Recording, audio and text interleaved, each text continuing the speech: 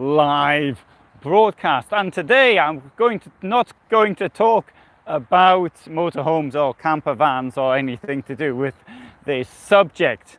I am indeed going to talk about clinical trials. And the reason I'm going to talk about this goes back many years. So somebody wrote to me a few years ago and he said, what do you do to get your meds when you need your meds, your your pills or whatever? And I said, well, I don't need any. So which is a pretty good question. I mean, if you've got a prescription that has to be fulfilled every month or whatever they give you, 2 months or 3 months or whatever, then you can hardly go off on a worldwide tour without having your pills with you. If it's something you really need, if it's insulin or whatever, something along those lines. So, but in my case, I don't need anything like that. And for some time I've been thinking about, I'll show you what supplements I take and the reasons why I take them. I spend a great deal of time reading things related to health. And so it occurred to me that, you know, rather than me just sort of sitting in front of a computer and looking at all sorts of original research documents and trying to understand these research documents, wouldn't it be a good idea to share this with other people? That's what I thought when I started doing something called intermittent fasting, which started doing that in March 2017. And in March 2017, not many people were doing things like this on the internet. Now I see that just about all of the internet doctors I know of are into intermittent fasting, but none of them were when I came across, except for maybe one, which is Dr. Jason Fung. Other than that, because I think he sort of invented it in a way, but other than that, nobody else was doing it. So I thought, I'll just put up what I've read and all the rest of it, but then again, other people started doing things and they can do it better than I can. But one thing I really wanted to do were things called clinical trials. And I was at my annual checkup in London 3 years ago, and I said, well, I'm really into this type of thing. Maybe I could volunteer myself. And not only that, with me, one of the problems with clinical trials is that people cheat when they're given things to do. I said, I'm really into it, and I wouldn't cheat, and I'll do whatever I'm told to do. And anyway, I was told to go and report to London University, and that's something that never really came off. But an opportunity has since presented itself, and I have volunteered to do it.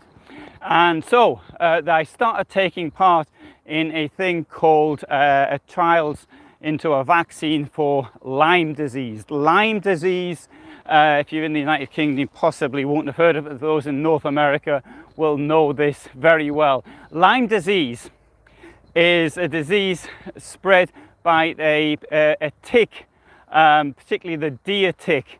And what it does is this tiny tick, it lands on you, disinfects the area around itself, but eventually it starts feeding off your blood. And if it has been itself infected, it will give you the borreliosis infection. So you end up with this disease. Now, Pfizer produced a vaccine for it, but for some reason they stopped producing it around 2002. So it's now been 20 years, in fact more than 20 years, since there was no vaccine on the market. Why did they stop? I don't really know. So anyway, so I reported for that one. Now, one of the ways they tell you if you've got borreliosis, the Lyme disease, is you get a in Polish it's called a rumian, I don't know what the word is in English. You get this mark on your body, and it's sort of it's a circular mark, and it's like it's got a target inside it, and that is something which shows that you have been infected, and that's what you're often told. You get this, but when I sort of started researching it, after a deer tick landed on me. A friend actually saw it, and she actually removed it from my body. And there was blood and all, a little bit, not much. But unfortunately, it had infected me, but there was no sign of this target mark on my body. It turns out only 30% of people actually get it. So anyway, so I reported myself. That was 2 years ago I got it, and I had to take a course of antibiotics. Indeed, I was at Caravan Salon Dusseldorf at the time, and I remember seeing in a couple of videos I did this. Oh, yeah, I'd film a bit more. I'm just so tired because of the. I was tired because of the course of antibiotics. Anyway, so last month, September, I went and had. I volunteered. They gave me a rather cursory checkup, filled out stacks of forms, and they stuck a needle into me, and they give me this vaccine. Well, at least that might be the vaccine, because one very important part of clinical trials is there must be a control group. That's the people who get a placebo. And you don't know, only the people at the top know how many have gone out and what have you. Sometimes you may even have 2 types of placebo. So there might, or even more is possible. But whatever it was, you don't know, and you're supposed to report in with whatever's happening to you. Well, as far as that one was concerned, I did it now, nearly a month ago, 3 weeks ago, and they haven't come back to me, haven't said anything. It took a lot of blood and sort of sent that off for testing. So I don't know if the fact that they haven't told me means it's something positive.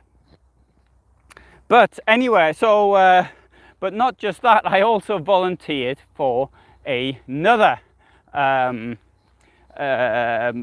clinical trial. And this is something which is called, in English it's called RSV, it's a respiratory virus, and it leads to all sorts of other problems such as bronchitis amongst children in Europe. It's one of the commonest causes of death. It also affects older people as well. So this to me seemed like an interesting thing to actually do. So I volunteered for that. And this company, so what happens, you've got companies such as this, Pfizer or Moderna, for example, in the 2 cases which you've heard very well from the COVID vaccines, but they then they hand over this to clinical research companies, and then they do it. But then now this clinical research company for this other one has been much more on the ball, I would say. So I turned up and volunteered, and then they gave me a very brief, and most of, like with all doctors, you've got to tell them yourself what the problem is, and so you do a lot of talking. And then I got the injection, but this company was much different. They really wanted to control what was going on. So one thing they offered me was a mobile phone. I could have taken a mobile phone off them, but I said, no, I've already got one, I don't need one. But they offered it to me twice, and are you sure you don't want another phone? Well, I should maybe have found out what they were going to give it to me. And then what happened was that I've got this app on my phone now, and I've got to report to them about every day, and I've got my first control visit. But the thing with this company is that they actually agreed to pay expenses. The other one, there was nothing. I mean, I had to get there under my own steam, and which, let's face it, it doesn't cost that much to get there. But I mean, it is taking like half a day up getting there and doing everything and coming back again. So, but this other one there, they sent a taxi to pick me up. Taxi was I'm not 17 kilometers away from where the thing was.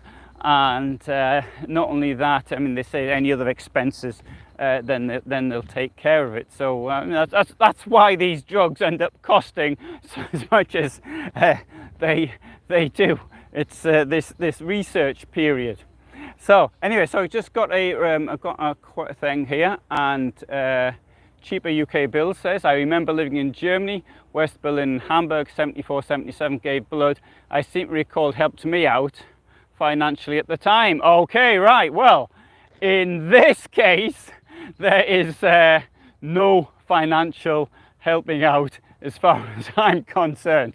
But, you know, the fact that they offer to pay your expenses does make it a bit more acceptable, because I was thinking about it, what kind of person actually does something like this? I'm doing it because I've got a certain, you know, there's interest in doing something like this, but how do other people feel about it? Why do they do something like that? You know, the question, there is obviously, of course, a problem when you pay somebody to do something like this, because then they start doing it because they don't have the cash to, and that in itself is not a good start for any type of clinical research. So now this other place though didn't take as much blood as the first one. The first place took 5 what I thought were rather large vials or test tubes. And they took very, very little. It's the control blood. It occurred to me that I could have asked them to do all sorts of tests afterwards. The first time round, I started asking for things which I possibly didn't even have anything to do with the problem that I have, or problem that I have, problems that they have. I was trying to get them to solve problems that I have, and so now I took this. So I got vaccinated. I don't know if it's the right word now, but the first time, absolutely nothing. Didn't feel anything, and nobody rang me up or anything, but they gave me a telephone number with an emergency number as well, 24-hour number to ring, should anything happen to me. But I didn't feel anything at all. Nothing. I forgot all about it. But anyway, so I got this vaccination. Then I went to see a cardiologist. Now the cardiologist was a private for myself, nothing to do with anything like that. I just as I was in town, so to speak, I tried to do everything in one go. So I went to see the cardiologist and did various tests on me. I was still, and anyway, after seeing the cardiologist, I was very pleased with what he had to say to me. So I was walking around quite happily for about 4 or 5 hours. I walk everywhere. I was doing my tourism. I was videoing things, this type of thing. And it was in the old town square in Wrocław. And I sat down. I thought, hey, I'm really tired. And I thought, no, I'm feeling a bit lethargic. I think I'm not feeling. No, it didn't occur to me that it was anything to do with the vaccine. Then I went back to my van, got a campsite. Before 5 o'clock, I took my clothes off and I went to bed. And somebody came to see me about an hour and a half later, and then I sort of said, yeah, I'll come round later, and I went back to sleep. It really knocked me out, and I was feeling quite lethargic as well the following day. And even today, I'm not feeling 100% as I should be. But now the thing is, this is the point of this whole discussion is about clinical trials. And if lots of us read things related to clinical trials, and there's lots of the internet doctors who will refer to clinical trials. Now, having taken part in one, I'm beginning to see what the potential downfalls in them are potential. Of course, I mean, you've got to do things with clinical trials, otherwise one never knows. What I'm really interested in was doing something related more homeopathic rather than pharmaceutic. So if somebody said to me, what I'd like to do is something like this, but under medical supervision, eat an eggs-only diet or something like that. So they told me, right, you can have eggs and nothing else. And so I'd have to eat about 10 eggs a day or something like, well, in fact, that wouldn't really, probably have to be more. But yeah, I could eat 10 eggs a day. And if they controlled me once a week to see things like how my blood was doing, a bit like that character who did that film on McDonald's, where he ate just McDonald's. Supersize Me, that's the name of the film. Something like that. I could do that. Egg me or something, and I'd just eat eggs. And then they would give me blood, control my blood and other reactions. That's the sort of thing I really was curious to do. Or it could be, just eating something else. I don't know, whatever. See what effect pomegranates has on you, something like that. That was the sort of thing I really wanted to do. But anyway, I've ended up in a medical thing instead. So if there's anybody who's interested, I shall report back on this one at a later date. Now, I am utterly convinced that I didn't get a placebo because of the reaction, and I wasn't actually thinking. There is, of course, the placebo effect. And you can see this in other things where there's a placebo effect by reading medical literature about how people have reacted, and they've reported things like having a headache or feeling ill or feeling weak or something like that when they've only had a placebo, and it's because it's in their mind. I don't think in my case though that it was it was a placebo at all. And now knowing that I haven't had a placebo, at least as far as the second one's concerned, how will this now develop? That I don't know. Anyway, good. So as you can see, it is, well, the day's the 17th of October 2022. It's now around it's 17:10 or something like that, and you can see how the weather is here. Look at this wonderful, it's 24 degrees today, and about half an hour or so ago I put up on the Facebook site the photograph from inside my van showing the temperature thermometer, and showing it was there 27.5 degrees in the van. So hello Brighton, hello, thanks for being here. So good. So there you have today's exciting news. And it occurred to me also, I just want to get other people's opinions on this one, is that taking a little bit of an interest in medical matters, and not having education in this, of course, but I do read stacks of literature, research papers on it. But I thought, yeah, I could maybe sort of, when something happens to me, I can sort of report on it. And I think actually this sort of helps people when they get to a certain age. So if you get, also as in, I see the demographics for this page, and it will, looking at the biggest single demographic is in the 55 to 65 year range, and male as well. So that's people who are watching this channel. I know it's about motorhomes, but so I don't want to do too much on it. But at the same time, if I can do things which might appeal to the same demographic, that's things I know about. I mean, I'm not going to start doing things on things that haven't happened to me. But then I could sort of share that type of thing with other people who may be having problems. Of course, if you've got anything, you've got to go and see a doctor or something. You can't rely on some bloke on the internet who lives in a camper van and travels around in it. That's not exactly the best way of getting your information. So anyway, looks nice in your sunny environment. Yes, this is great. I've done a number of videos from this dike that I'm walking across here. This is the final dike. There's 3 of them, which protects the town from the Oder River. The Oder River in June 1997 broke its banks and flooded the center of Wrocław. In Wrocław, I've got the 4th most bridges for any place in the world. Venice number 1, Petersburg 2, Amsterdam 3, and Wrocław's 4.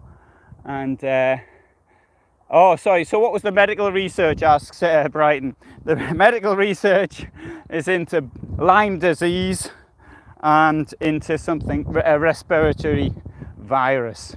So that's what that's what I'm that's what I'm doing. I do have one problem, is that I have very high, and I don't think this is a problem, quite honest, but the cholesterol level is very high. I don't think this is a problem, because in my opinion, and I'm not a doctor, bear in mind, but it seems to me as though the thing to measure is your HDL level, and you share that by triglycerides, sorry.